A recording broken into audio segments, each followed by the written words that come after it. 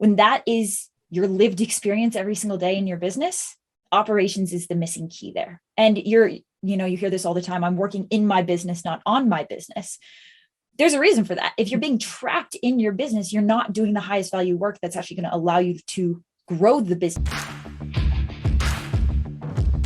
Welcome to Monday Mornings with Michelle, the new business podcast. Whether you're kicking off your day or kickstarting your business, Michelle is going to kick your ass into next week with the essential fours: strategy, systems, support, and state of mind. Now, welcome to center stage, Michelle Nedelec.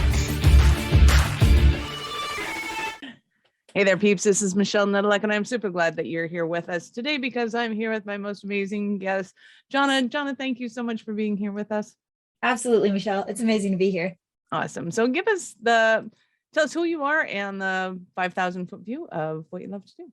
Perfect. So my name is Jhana Li. I am an operations coach and consultant. And what that means, because that's always the follow-up question, is that I help digital businesses design the systems and the team infrastructure that they need in order to sustainably grow and scale to their goals. So I do a lot of work with business owners, startups somewhere in the 100K to $1 million per month range, and they have their product, they know how to sell it, they know how to fulfill on it, but now they are faced with the challenge of doing that better, faster, more efficiently, and more importantly, through a team as opposed to through the business owner. And how do we grow our businesses in a way where we don't become the bottlenecks in those businesses? And that is what I help people do. I love it. So before we get into the nuts and bolts of that, how did you get into this in particular? Yeah, it's an interesting story. I quite literally fell into it. Before I found operations, I was very directionless. I was living in a converted van with my boyfriend at the time. We were traveling through North and South America, and I was doing odd remote jobs. And he was growing a digital marketing agency 2 feet across from me every single day in this tiny van.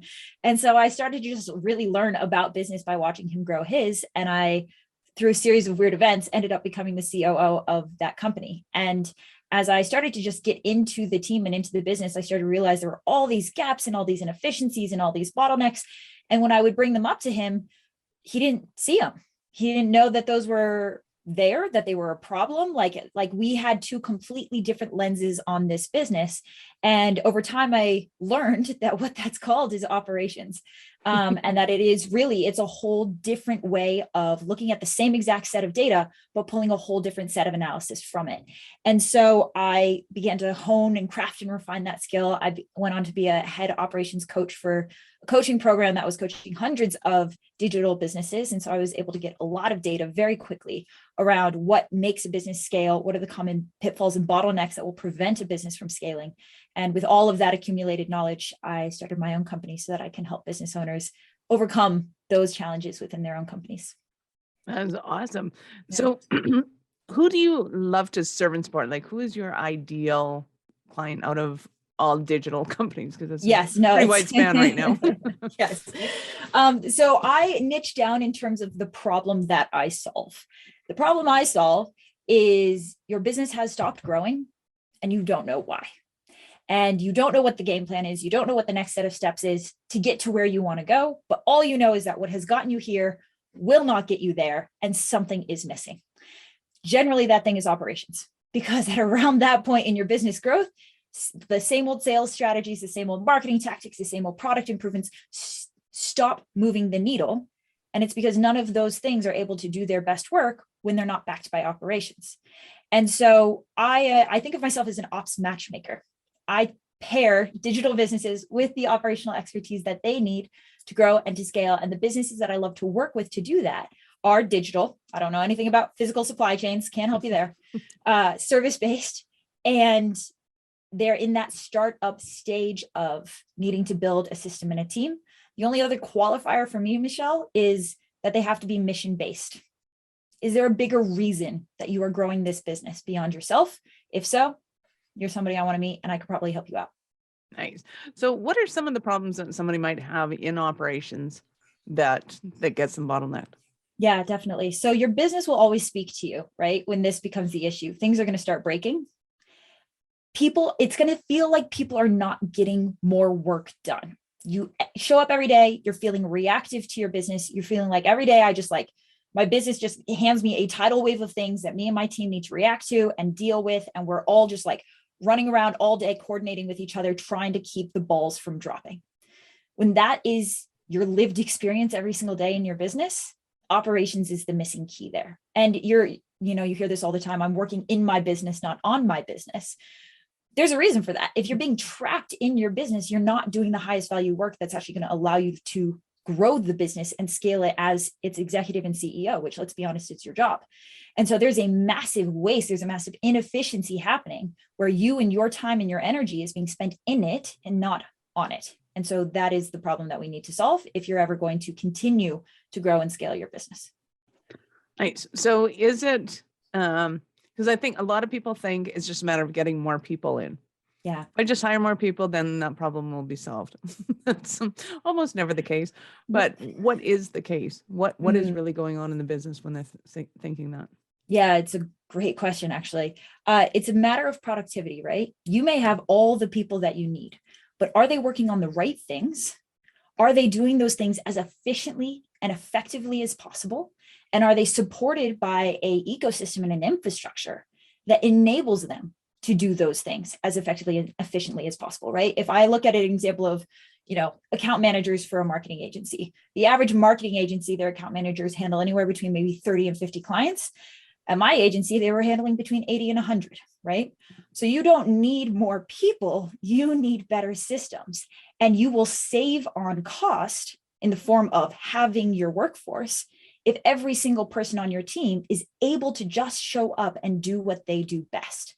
And the problem that is actually happening in your business is that people aren't doing what they do best. They're tracking down information. They're following up with your team members. They're trying to coordinate and figure out what happened.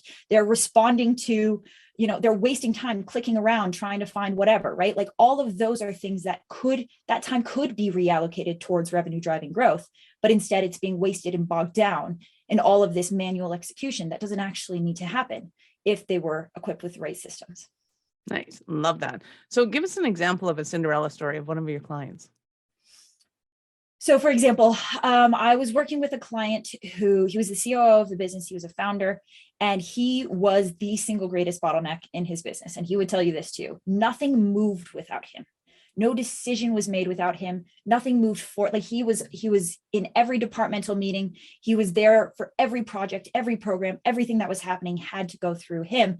And it just happened because he didn't trust the team. He didn't know how to let go of all of those decisions. And he ultimately, as a leader, didn't know how to make sure that the right decisions were being made without him and at scale.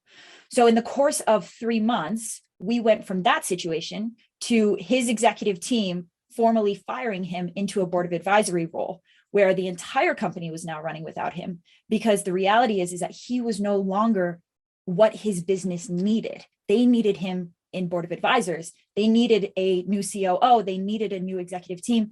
And so we were able to make that happen for him. And he is much happier for it. Nice. I love it. Yeah. So that team that took over for him, I'm assuming that at that point they had been working for him for a while and they knew kind of how his decision making was. They knew their jobs, and it just wasn't a matter.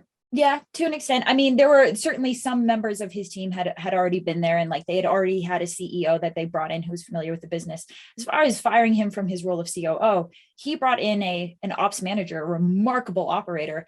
And within 60 days, that person was running the day-to-day of the business. And again, there needed to be some obviously personal development on behalf of that COO, but also some structural and systemic change in the business that enabled that handoff. But he brought in an operator, and that person, who is now, I believe, the COO of the business formally, is running the whole show. And that took 60 to 90 days. Wow, that is impressive. So what does it actually take? Because a lot of people, myself included, think when somebody steps into that role, they need to have an understanding in the business. They need to have this background. They need to have, and I'm assuming that it's all ego. Yeah.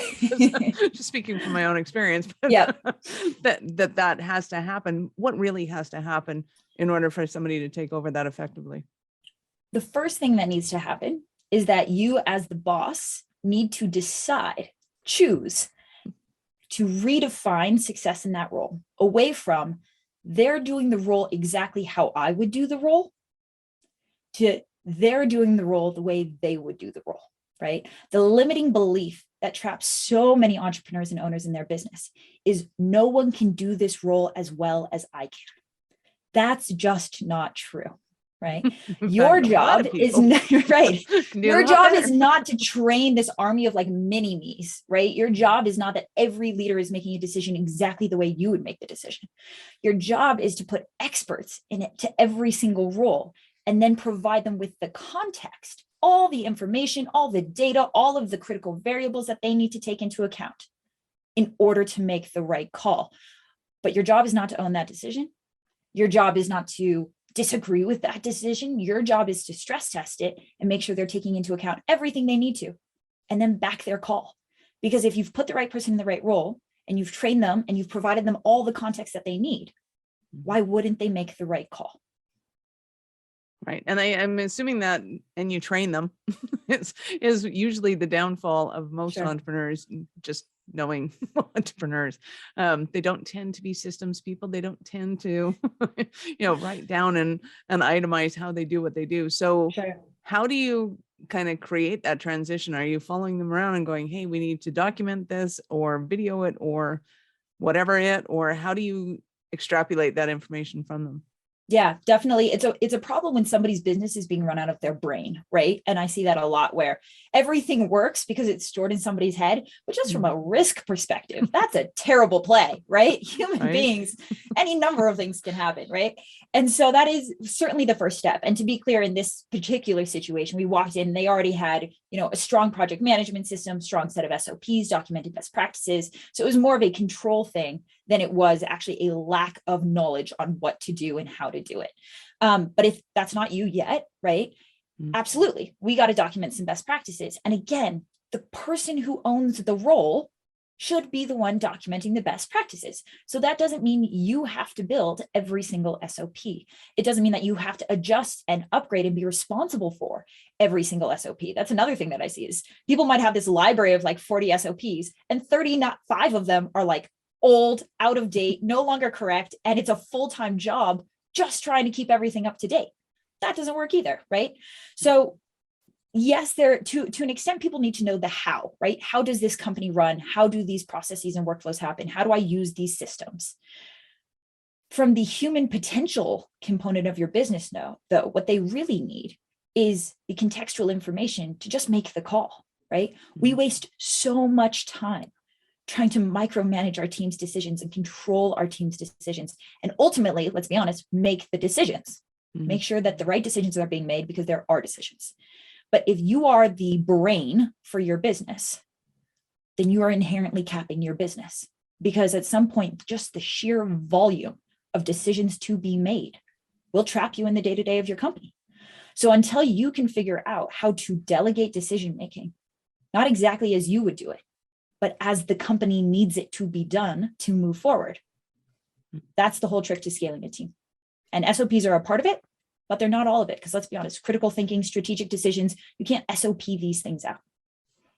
Nice. How do you train somebody to do critical thinking? Yeah, definitely. It starts by not giving them the answers. So Michelle, I use this example of a magic vending machine, which I see a lot of leaders fall into. But if I was an employee at your company and right next to me on the desk was a magic vending machine, and every single time I had a question or a problem, I could just hit a button on the vending machine and an answer would pop out.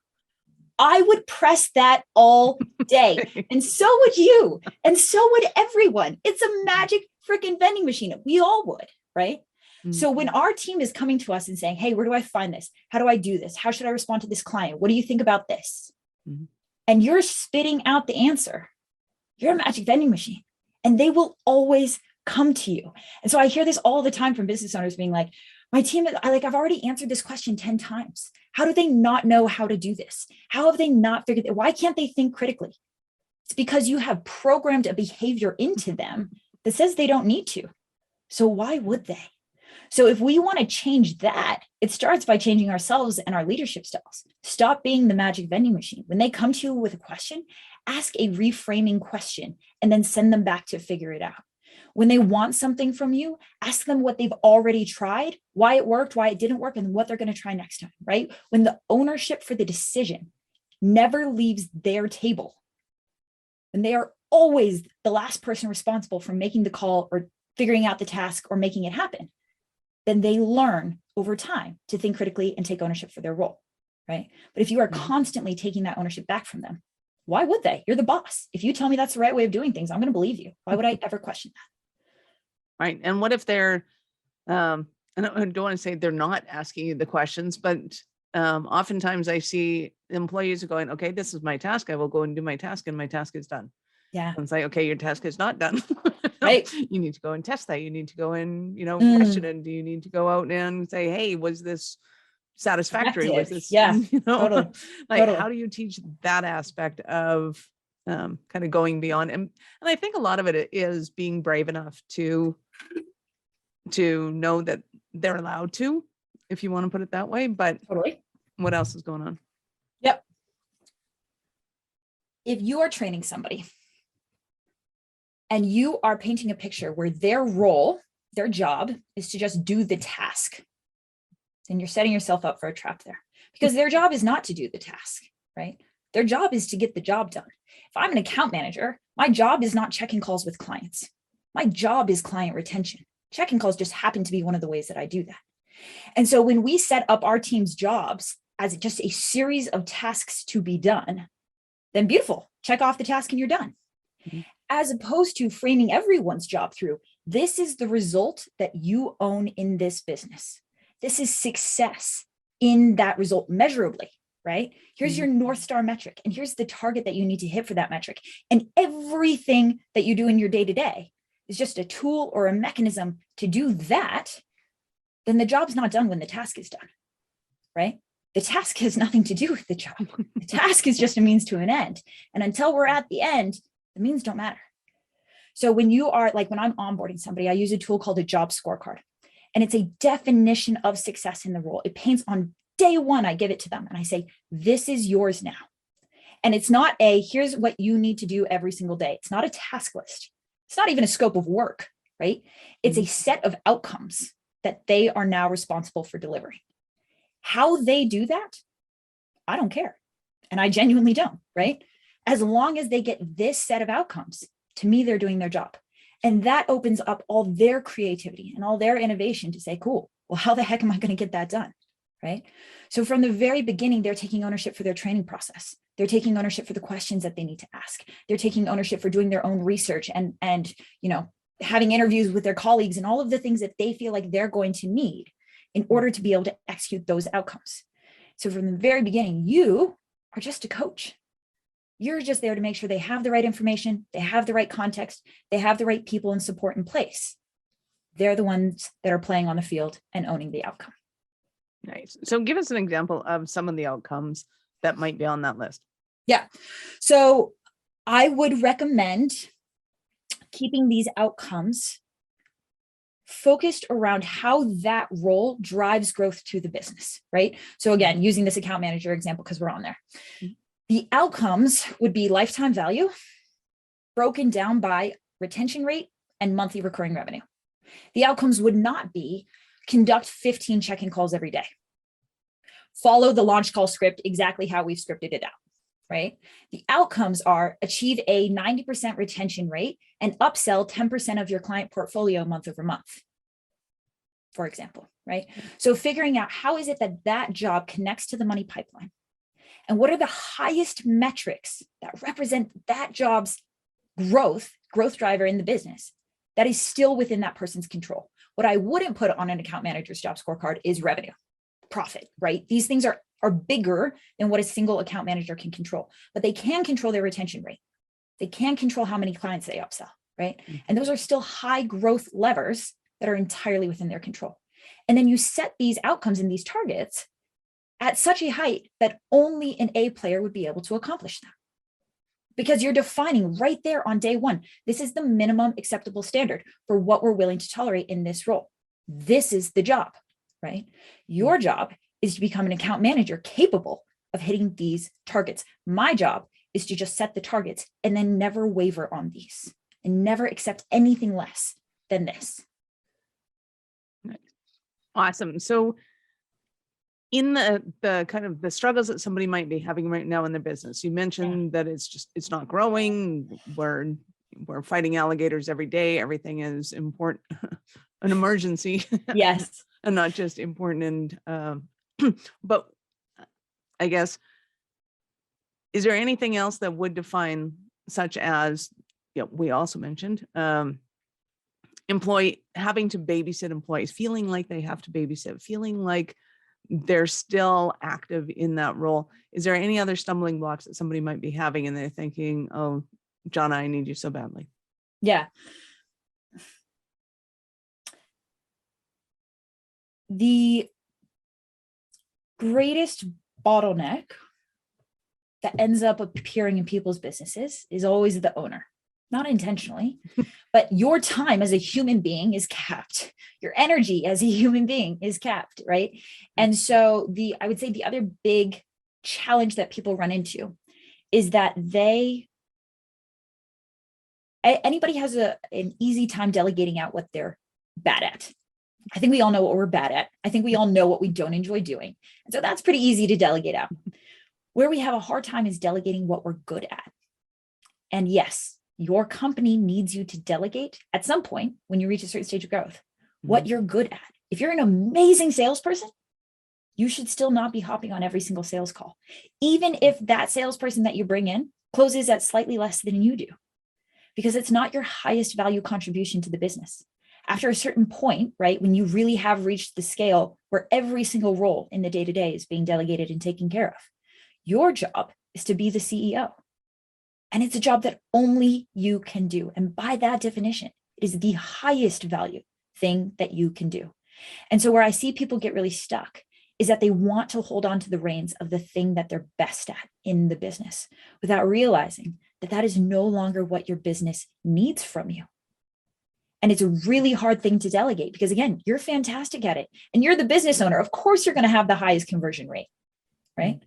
But your business needs, there's better ways for you to drive value to your business now. And your business needs you to take that step back and step into that role. And for the business owners that recognize that and are humble enough to grow into that, because maybe CEO isn't what they're best at, right? Maybe they've never been a CEO before. They don't know how to do that role. So yeah, you're bad at it and you have to learn and you have to get better at it. And it is still higher value for you to do that than for you to be a salesperson, an amazing salesperson. Because at the end of the day, nobody except for you can fill that role. And so CEOs so often abdicate the key responsibilities of what their business actually needs from them to default to the sexier or the more fun or like the more interesting parts of their company. But if that's what you want to do, then be head of sales, be head of marketing, right? Demote yourself and get somebody into the CEO role that is world-class at filling that role, because that role always needs to be filled. And right now, only you can do it. Nice. I love it. So I know our listeners are going to want more from you. How did they start the journey with you? Yeah, definitely. So probably the best way, guys, to learn more about me, what I do, and get in touch with me is through my website. So that's www.jhanali.com. I'm sure Michelle will put the link here in the notes. And that would be, there's a free discovery call link on there. I'm happy to hop on with anybody that thinks they might have this problem that I'm able to help them solve. Nice. Love it. So I have to ask you, at what point in life did you know that you were special, kind of crazy enough to think that you could become an entrepreneur? This is a great question. You know what? It was actually quite recent. I started a business a few years ago. It was terrible. Just everything about it was terrible. And I pulled from that the lesson that I shouldn't be an entrepreneur, that my space was not to run my own business, obviously, because this thing failed and I couldn't make it happen. That was not me.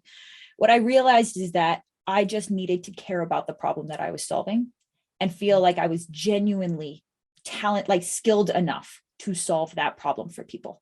And once I spent enough time developing a skill set that I genuinely believed added value to a market, and I saw a problem and I knew that I had the ability to fix it, that's when the entrepreneurship light bulb went off. But it kind of snuck up on me. Like this company has only been open for a little over a year now.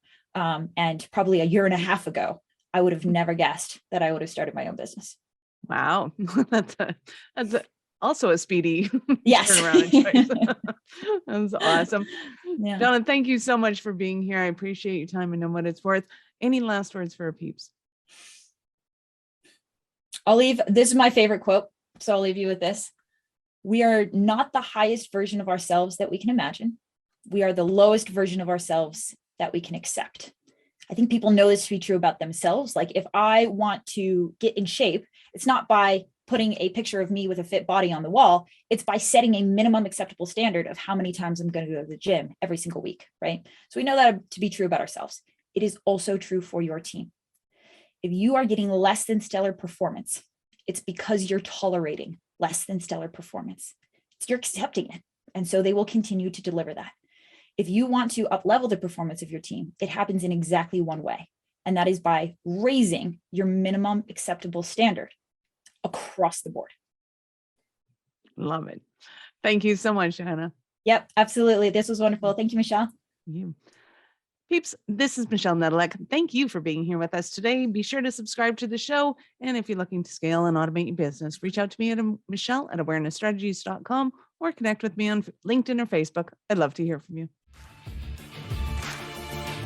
Thank you for listening to our show. I'm all about being a resource center for entrepreneurs to give them the information and the support that they need to make it in business. As such, the notes for this show can be found at our website at awarenessstrategies.com/blog.